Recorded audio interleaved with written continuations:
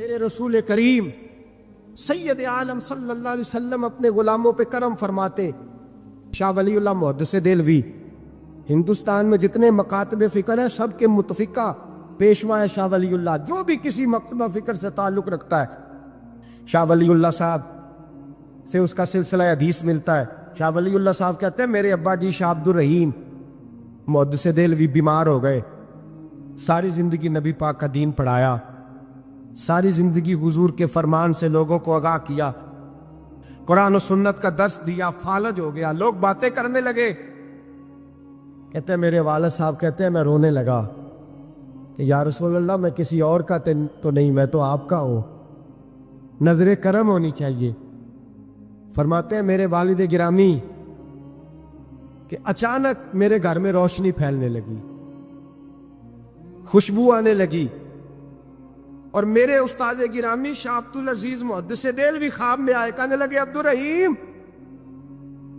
یہ چارپائی سیدھی کر, جس طرف تیری چارپائی کے پیر ہے یہ دروازہ اس طرف کھلتا ہے, جلدی سے سائیڈ بدل. کہتے ہیں میں نے فٹافٹ شاگردوں سے کہا سائیڈ بدل دی. میں نے کہا استاد جی کیا ہونے لگا ہے؟ کہنے لگے تیرے گھر میں رسول اللہ تشریف لا رہے ہیں, نبی پاک کی جلوہ فرمائی کا وقت ہے. انفاس العارفین میں شاہ ولی میں نے اس آدمی کی بات چھیڑی ہے جو سب کے متفقہ ہے.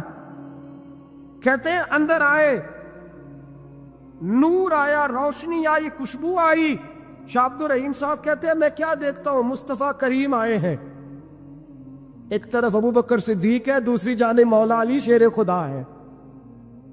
فرماتے حضور تشریف لائے, اپنا کوئی ملے تو دکھ سارے یاد آ جاتے ہیں. کہتے ہیں وہ بیماری کا دکھ, ایک تنہائی, ایک غربت, ایک بیماری, ایک بڑھاپا, ایک لوگوں کے تانے. حضور کو دیکھا نا تو میرے آنسو دریا کی طرح بہے. کہتے ہیں رسول پاک میرے قریب آئے, میں فالج زدہ تھا, اٹھ نہیں سکتا تھا. چارپائی پہ بیٹھے بیٹھے میں نے حضور کے سینے پہ سر رکھ دیا اور رونے لگا. میرے آنسو حضور کے کرتے پہ گرنے لگے. کہتے ہیں نبی پاک کی داڑھی مبارک میرے چہرے سے لگنے لگی. اتنی تسلی دی محبوب نے, اتنی تسلی دی کہ فرماتے اگلے پچھلے سارے غم ہی میں بھول گیا. مجھے لگا کہ دنیا کا خوش قسمت خوش نصیب شخص میں ہوں اور مجھے فرشتے جن اور انسان سلامی دینے آ رہے. شاہ عبد الرحیم صاحب کہتے ہیں جہاں جہاں درد تھی نبی پاک نے دستے شفا پھیرنا شروع کیا. کہتے ہیں ہاتھ حضور کا لگتا گیا, شفائے اللہ عطا فرماتا گیا. فرماتے شفائیں دوڑ گئی, خوشبوئیں پھیل گئی, طاقتیں آ گئی. فرماتے حضور نے تھبکی دی, کہا بس کر دے, میں آج ہو گیا ہوں, میں آج ہو گیا ہوں. تسلی دی مصطفیٰ کریم, تسلی. خواب میری وچ آیا ماہی, میں اودے گل وچ پا لئیاں باواں, پھر ڈر دی ماری اکھ بھی نہ کھولا کتے پھر وچھڑ نہ جاواں.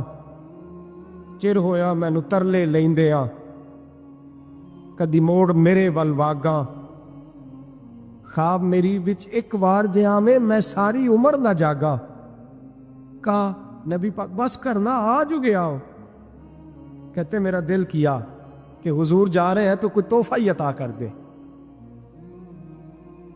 اور پھر دل کیا کہ کبھی حضور اپنی داڑھی کے 2 بال مبارک منہ مبارک دیتے تو میرے نصیب چمک جائے. کہتے ہیں میرے دل میں خیال تھا, قربان جاؤں میرے رسول پاک نے یوں داڑھی پہ ہاتھ پھیرا اور 2 منہ مبارک اتارے. فرمایا چل یار فکر نہ کر, تو رکھ لے. کہتے حضور نے مجھے دیے. اللہ کے حبیب جانے لگے, دروازے تک پہنچے تو میں نے اپنی چارپائی کو ٹٹولا تو بال ہی نہیں. میرے دل میں خیال آیا منہ مبارک کہاں گئے. کہتے ہیں نبی پاک نے رخ پھیرا اور حضور نے فرمایا تکیہ اٹھا کے دیکھ, میں نے تیرے تکیے کے نیچے رکھ دیے. تکیہ اٹھا کے دیکھ. فرماتے حضور چلے گئے. سویرے چنگا بھلا اٹھ کے چلنے لگا تو لوگ کہنے لگے یہ کرشمہ کیسے ہوا؟ میں نے کہا اس نے شفا دی ہے، جو شفا دینے والے کا محبوب ہے، جو شفا دینے والے کا حضور علیہ السلام کا دست مبارک پھرا ہے، شفا ہو گئی۔ اور میں نے کہا دلیل یہ ہے کہ مصطفیٰ یہ اپنے 2 بال مبارک بھی دے گئے۔ جتے اعتراض کرنے والے فوراً کان کھڑے ہو گئے۔ عقل کو تنقید سے فرصت نہیں، عشق پر ایمان کی بنیاد رکھ۔ کہنے لگے یہ واقعی حضور کے ہیں؟ 3 آ گئے، کہنے لگے واقعی۔ میں نے کہا جاؤ دھوپ میں لے کے جاؤ۔ کہتے وہ تینوں لے کے گئے، جب کمرے سے نکلے تو بادل کے ٹکڑے نے آ کے سایہ کر دیا۔ بادل کا ٹکڑا سایہ کرتا ہے، ایک مان گیا، 2 کہنے لگے تھی اچانک ہو گیا۔ میں نے کہا دوبارہ جاؤ، 1 بار نہیں، 2 بار نہیں، 100 بار جاؤ۔ میں رسول اللہ کا نوکر ہوں، میں نوکری کر کے کھاتا ہوں، جھوٹ بول کے نہیں کھاتا۔ میں حضور کے نام پہ جھوٹ بولوں گا؟ اور جس کو نوکری کرنے سے وہ راج کے دے، اسے جھوٹ بولنے کی کیا ضرورت ہے؟ فرمایا وہ دوسری بار گئے، سایہ پھر ہوا، آ کے میرے قدموں سے لگ گئے، کہنے لگے آپ بالکل ہی سچ کہہ رہے ہیں۔ ایک اور جماعت آ گئی، کہنے لگے ہمیں بھی زیارت کرائیں۔ میں نے تالے میں رکھے ہوئے تھے، تالا کھولتا ہوں تو کھلتا ہی نہیں، کھولتا ہوں تو کھلتا ہی نہیں۔ کہنے لگے شاہ جی خیر تو ہے، کیوں نہیں کھلتا؟ تو میں نے نظر ڈالی، میں نے کہا تم میں کوئی ایسا تو نہیں جس پہ غسل فرض ہو؟ غسل فرض ہو؟ ایک بندہ گردن جھکا کہنے لگا حضرت غلطی ہو گئی، میں فٹافٹ آ گیا، نہا نہیں سکا۔ میں چل نکل مجمع سے۔ جو رب اپنے محبوب کے وجود پر مکھی نہیں بیٹھنے دیتا، جس نے محبوب کا سایہ نہیں بنایا کہ کسی کا پیر نہ آ جائے، وہ محبوب کے منہ مبارک کے قریب ناپاک آدمی کو آنے دے گا؟ نکل۔ کہتے مجمع سے نکلا، میں نے چابی لگائی تو تالا فوراً ہی کھل گیا۔ واللہ وہ سن لیں گے، فریاد کو پہنچیں گے ہم۔ اتنا تو ہو کوئی فریاد کرے دل سے۔ ایک درویش سے کسی نے مدینے میں پوچھا تھا، اس نے کہا تھا یار لوگ اکتا بھی جاتے ہیں بار بار مدینے، بار بار مدینے، بار بار مدینے۔ جملہ درویش کا ہے، اگر آپ کی سمجھ میں آ گیا تو بڑی اچھی بات ہے، نہ بھی آیا تو جملہ تو قیمتی ہے۔ کہا جناب بار بار مدینہ شریف بندہ اکتا بھی تو جاتا ہے، تو اتنی بار؟ تو کہنے لگے اکتاتا وہ ہے جس سے گھر والے صحیح سلوک نہیں کرتے۔ جو کسی کے گھر جائے اور اسے پیار ملے، احترام ملے، کھانا اچھا ملے، شفقت ملے، محبت ملے، وہ تو کہتا میں نے پھر جانا ہے، میں نے پھر جانا ہے، میں نے پھر جانا ہے۔ اور کئی دفعہ اپنے بچوں سے لڑ کے کہتا تمہارے پاس نہیں رہنا، اس کے پاس جانا ہے۔ جو میری قدر بڑی کرتا ہے، کہنے لگے کیا کریں، تجلیوں کا لگا ہے میلہ، جدھر نگاہیں اٹھا کے دیکھا۔ یہ اس دروازے سے خیرات ہی نہیں ملتی، پیار بھی بڑا ملتا ہے۔ تو میرے بھائی حضور کا دیدار ہوتا ہے تو سورج میں روشنی ہے، نبی پاک کے جلوے چمکتے ہیں تو چاند میں ٹھنڈک ہے، حضور کے جلوے مہکتے ہیں تو سورج میں خوشبو ہے، پھولوں میں خوشبو ہے، چمیلی میں حسن ہے۔ یہ سارا حسن میرے مصطفیٰ کریم سید عالم صلی اللہ تعالی علیہ وآلہ وسلم کے دیدار کی برکت ہے۔ ہاں ظلم نہیں ہونا چاہیے، زیادتی لوٹ سیل نہیں لگانی چاہیے کہ ہر میری طرح کا گناہگار پاپی اٹھ کے کہے مجھے بھی دیدار ہوا، مجھے بھی دیدار ہوا، مجھے بھی۔ یہ زیادتی ہے، یہ ظلم ہے۔ ہاں کسی کو دیدار ہوا ہے تو خوش نصیب ہے، اپنے اعمال کو سنوارے، دیدار والے کام کرنے شروع کر دے، اپنے اندر تبدیلی لے آئے۔ دیدار ہوا تو پھر انقلاب بھی ہونا چاہیے، پھر اس کے اندر تبدیلی آ جانی چاہیے، پھر اسے اپنے اوپر محنت کرنی چاہیے، لیکن اس کا انکار نہیں کرنا چاہیے۔ دیدار ہو اور حضور کا قربت ہو تو ملتا کیا ہے؟ اعلیٰ حضرت کہتے ہیں ان کی مہک نے دل کے گھونچے، ہم نے جان دے دی وعدہ دیدار پر۔ ہم سے وعدہ کیا گیا تھا کہ تم مرو گے نا تو تمہیں دیدار ملے۔ تو ہم نے جان ہی دے دی وعدہ دینار، جان ہی دے دی وعدہ دینار پر۔ اور پھر فرماتے ہیں نقد اپنا دام ہو ہی جائے گا۔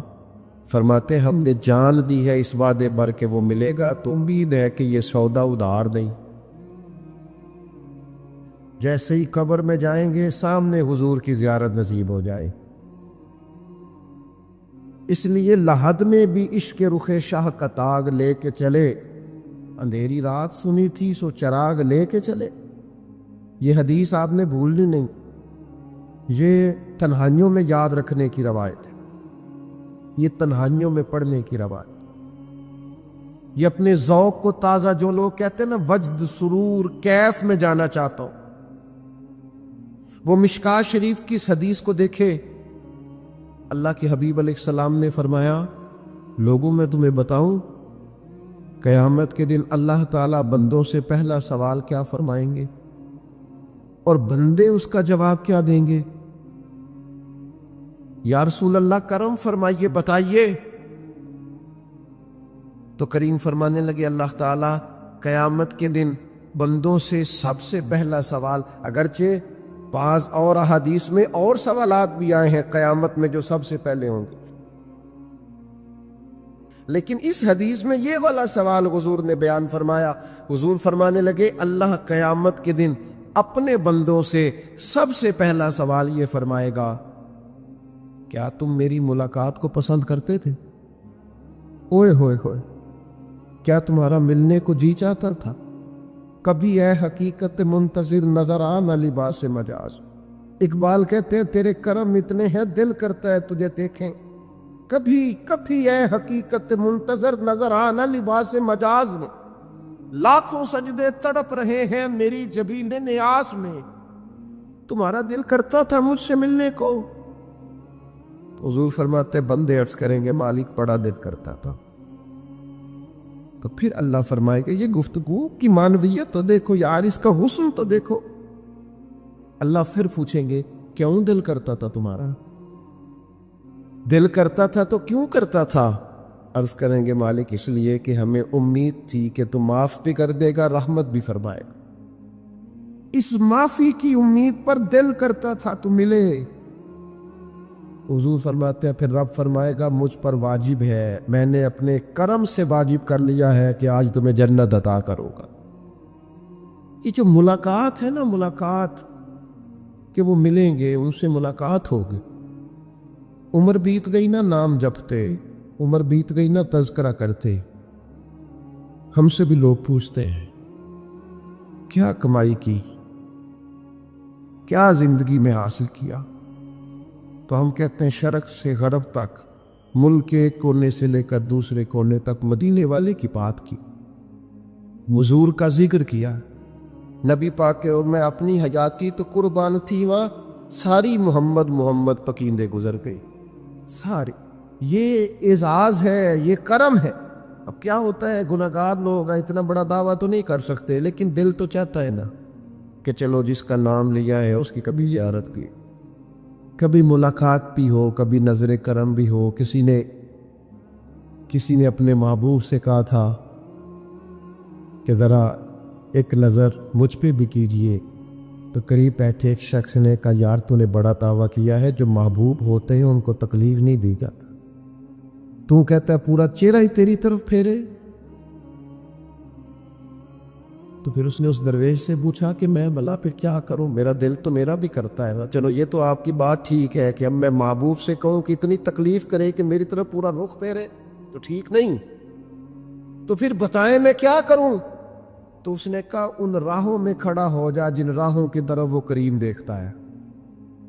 چلو اسی با کردار کو دیکھتے دیکھتے بیچ میں تیرے اوپر بھی نظر، مجھ پہ محشر میں نصیر ان کی نظر پڑ ہی گئی، مجھ پہ محشر میں نصیر ان کی نظر۔ اوئے ہوئے اللہ کرے آپ کو بھی وہ لطف آئے جو مجھے آ رہا۔ کہتے مجھ پہ محشر میں نصیر ان کی نظر، یہ انتہائی عاجزی ہے کہنے والے کی۔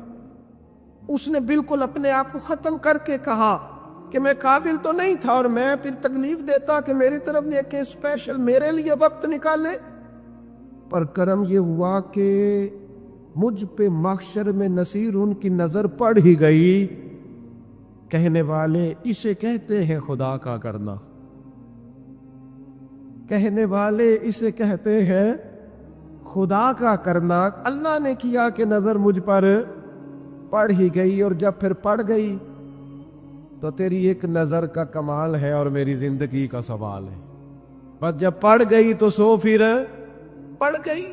موت سے وہ بندہ کبھی نہیں ڈرتا جسے ملاقات کا شوق ہو، ملنا چاہے داتا علی اجمیری سے اور موت سے ڈرے، ملنا چاہے حضرت غوث پاک جیلانی سے اور پھر موت سے ڈرے، زندگی گزری ہو علی علی کرتے پھر موت سے ڈرے، عمر بھر سیدنا عثمان غنی کی سخاوت کی بات کی ہو اور پھر جنت میں جا کے ان سے ملنے کا شوق پیدا نہ کرے، ساری زندگی سیدنا فاروق کا عدل بیان کیا ہو، ساری زندگی ان کے انصاف کا تذکرہ کیا ہو، پوری امت کو بتایا ہو کہ اگر جینا چاہتے ہو تو عمر کے رستوں پر چلو، اور پھر یہ موت سے ڈرے اور مر کے جناب فاروق اعظم کی زیارت کو پسند نہ کرے، جسے صدیق کی وفائیں یاد ہو، جنہیں جناب ابو بکر صدیق کا عشق یاد ہو، وہ پھر ان کی زیارت نہ کرنا چاہے اور ساری عمر حضور کی نعت پڑھی ہو۔ مانا نہیں آتا تھا پھر بھی کہا بلغ العلا بکمالہ کشفت تجا بجمالہ حسنت جمیع خصالہ صلو علیہ والہ سے نہیں ترجمہ آتا تھا، پر جب بھی کو پڑھتا تھا یہ بھی جھومتا تھا، مولا یا صلی وسلم دائماً۔ میں آپ کو بتاتا ہوں، توتلا آدمی، توتلا اور دیوانہ مجذوب بیچارہ، سمجھ نہیں، توتلا بولنا بھی ٹھیک نہیں آتا، مجھے نماز کا سلام پھرا دو، وہ جلدی آ گئے، اور ایک مجذوب آدمی اتنے سادے تھے تو سلام لی تو کہنے لگے میں گل کرنی سی، تو میں نے ان سے کہا کہ تھوڑی دیر کے بعد ملتے ہیں، سادہ آدمی ہے، اللہ مجھے معاف کرے، میں کوئی نقل تو نہیں ان کی اتار سکتا، اس زبان کو ہم توتلی نہیں کہتے، ہم اس زبان کو بلالی زبان کہتے ہیں، یہ بڑی خوبصورت زبان ہوتی ہے، یہ جو توتلے لب و لہجے ہوتے ہیں نا، وہ جب بچہ پوری طور پہ اماں نہیں کہہ سکتا، توتلا ہوتا ہے تو کوئی مزہ آتا ہے اماں کو اماں کہلوانے میں، جب وہ پوری طور پر باپ کو بابا نہیں کہہ سکتا اور توتلا ہوتا ہے تو کوئی مزہ آتا ہے کہنے میں، وہ جب دادی نانی دادا کہتا ہے تو دادے کا دل کرتا ہے یہ 100 بار کہے، کیونکہ اسے کہنا نہیں نہ آتا، لیکن اس توتلاہٹ میں جو اس کو لطف آتا ہے۔ مجھے بڑے لوگ آ کے شعر سناتے ہیں، میں نے بڑے خوشگلو نعت خوانوں سے زندگی میں سنا ہے، وہ صاحب میرے پاس آئے اور میں نے کہا بعد میں ملیں گے، تو سادہ آدمی ہے، مجذوب ہے، پورا شعور نہیں رکھتا، مجھے کہنے لگا مصطفیٰ جان رحمت کے بعد، مصطفیٰ جان رحمت پہ لاکھوں سلام کے بعد، یعنی مانا یہ تھا کہ سلام کے بعد، اب بڑے بڑے سریلے بندوں سے بھی بندہ سنتا ہے، میرا دل کرے، اور میں نے جان بوجھ کے ان سے کہا دوبارہ کیا آجے ذرا، کیونکہ توتلے تھے نا، میں نے کہا تو کہنے لگے مصطفیٰ جان رحمت پہ لاکھوں سلام کے بعد، او میرے عزیز یاد رکھو، ساری زندگی حضور کی نعتیں پڑھی، نبی پاک کے تذکرے سنے، اب موت سے ڈر جائیں، حالانکہ موت تو ایک پل ہے، پل سے گزریں گے تو سامنے اللہ کا دیدار بھی ہوگا، مدینے والے کی زیارت بھی نصیب ہو، تو زیارت ہوگی، اور ہر نظر کانپ اٹھے کہ محشر کے دن خوف سے ہر کلیجہ دہل جائے گا، اوڑھ کر کالا جپا وہ آ جائیں گے اور سارے محشر کا نقشہ بدل جائے گا۔ یہ موت کا خوف نکالنے والی چیزیں ہیں، ڈر۔ اچھا مجھے ایک بات بتائیں، یہ میں امید کی بات کرنے لگا ہوں، چلے اب یہ بات تو مشکل ہے پر کرنی پڑے گی، مجبوری ہے، کبھی کبھی ابا جی سے مار بھی پڑ جاتی ہے بندے کو، گھر میں تو 2-4 لگ بھی جاتی ہیں، تو اس وقت نا جو سب سے بڑا سہارا کسی کو نصیب ہوتا ہے وہ یہ ہوتا ہے کہ اللہ کرے اماں گھر میں موجود ہو، اور میں نے دیہاتوں میں کئی مائیں ایسی دیکھی ہیں جو بیٹے کے حصوں کی مار کھاتی ہیں، ابا نے ڈنڈا لے لیا بیٹے کی غلطی پہ، اب اماں بیچاری سامنے ہو گئی ہے، 2-4 اس نے بھی کھا لی۔ یہ بات آپ سمجھیں، موت کا خوف نکالنے کے مفہوم میں بات کرو، اماں موجود ہونا گھر میں تو ابا سختی بھی کرنے لگے تو کسی وقت احساس ہوتا ہے کہ جناب یہ سختی نہیں ہوگی کیونکہ میری اماں، اور اماں پوری وکیل بن جاتی ہے، کہتی تو نہیں پتا ہو گئی غلطی، وہ فلانے دے منڈے نے خراب کیتا ہے، حالانکہ ہو سکتا ہے اس نے اس کو بھی خراب کیا ہو، لیکن وہ اماں وکیل ہے، وہ وکالت کر رہی ہے اور وہ پے لاس کر رہی ہے. ہوتا ہے ایسے. اس بات کو سمجھ لیں اچھے طور پر.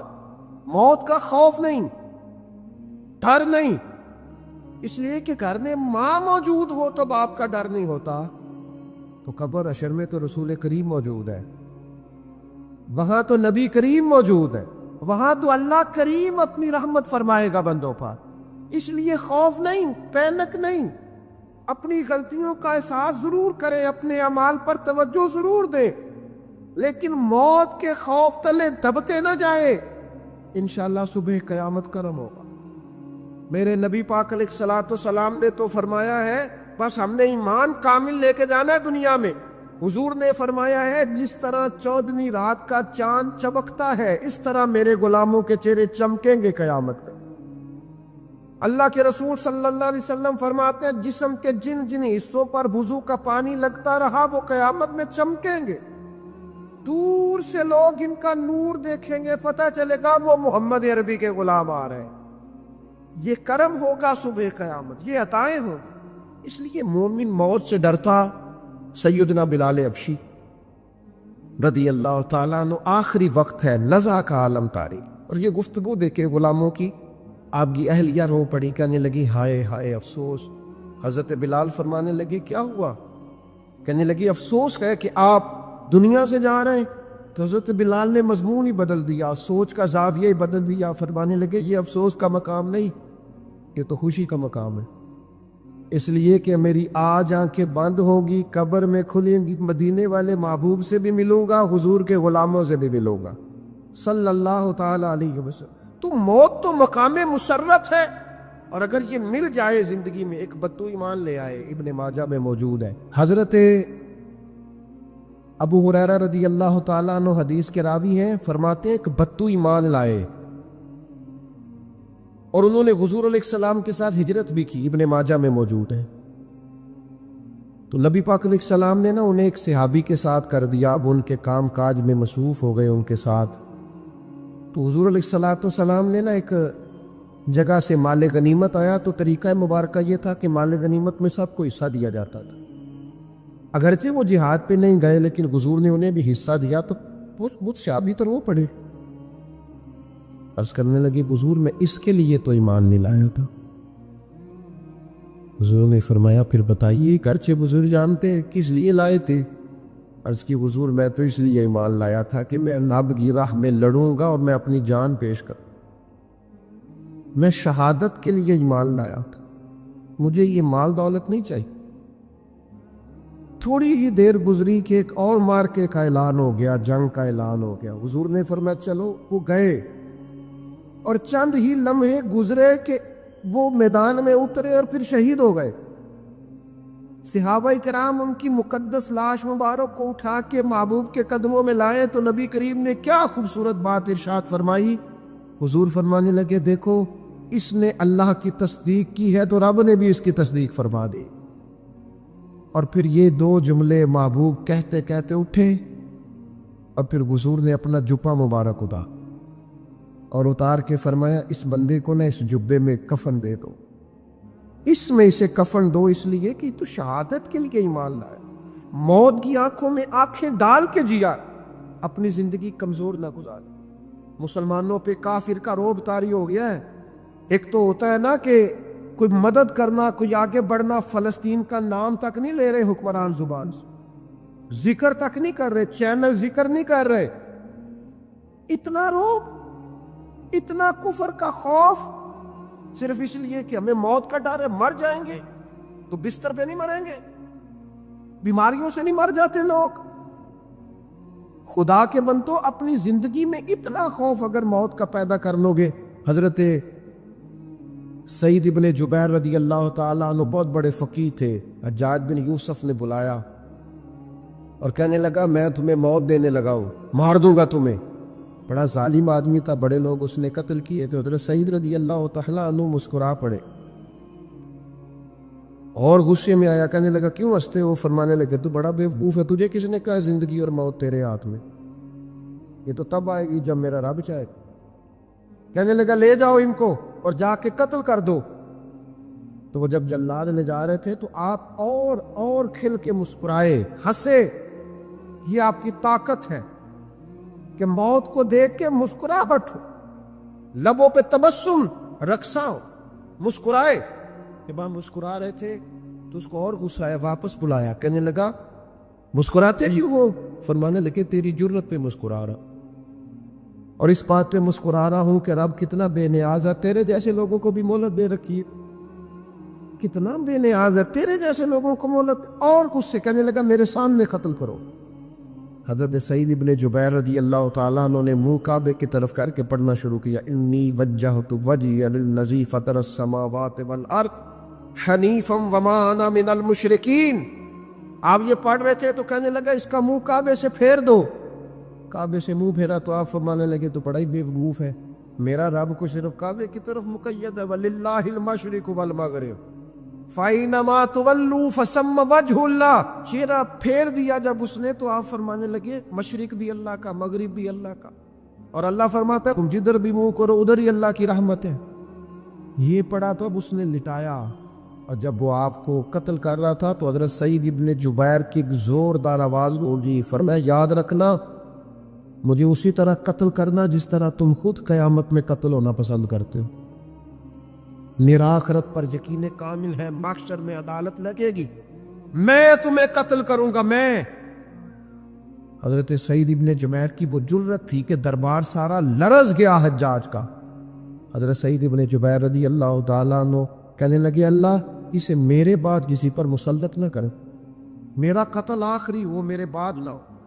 ڈر گئے لوگ، سہم گئے، اور وہ جو جلاد آپ کو قتل کر رہا تھا اس کے بھی ہاتھ کانپ رہے تھے۔ اتنی جرت، موت کا ایک منٹ کے لیے خوف نہیں۔ حضرت سعید ابن جبیر رضی اللہ تعالیٰ عنہ شہید ہو گئے تو اتنا خون نکلا، اتنا خون نکلا، اتنا خون نکلا، خود پانی نہیں ہو رہا۔ ایک طبیب بیٹھا تھا، ہانپتے کانپتے ڈرے ہوئے، سہمے ہوئے۔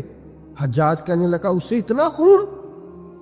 تو کہنے لگا بادشاہ میں نے سالوں مریض دیکھے ہیں، اس کو پتہ چل جائے نا مرنے والا ہو وہ تو اتنا خوف پہ آتا ہے، پہلے ہی اس کا سارا خون جم جاتا ہے اور سکڑ جاتا ہے اور اس کا خون جل جاتا ہے۔ یہ جو بندہ تم نے شہید کیا ہے نا اس میں ایک رتی برابر بھی موت کا خوف نہیں، موت کے خوف سے بے نیاز تھا، اتنا خون نکلا۔ حضرت سعید ابن جبیر شہید ہوئے اسی دن حجاج کے پیٹ میں درد شروع ہوا، صرف 15 دن۔ حجاج بعد میں زندہ رہا ہے 15 دن، اور ساری رات تڑپتا تھا، کہتا تھا مجھے خواب میں آ کے پیروں سے گھسیٹتے۔ حضرت سعید ابن جبیر چلاتا تڑپتا 15 دنوں کے اندر۔ طبیبوں نے کہا تیرا جو مرض ہے یہ کوئی آسمانی عذاب ہے۔ میرے عزیز موت سے ڈرے نہیں، بلکہ جو ظالم ہو ان کو ڈرا دے، یہ مومن کی شان ہے۔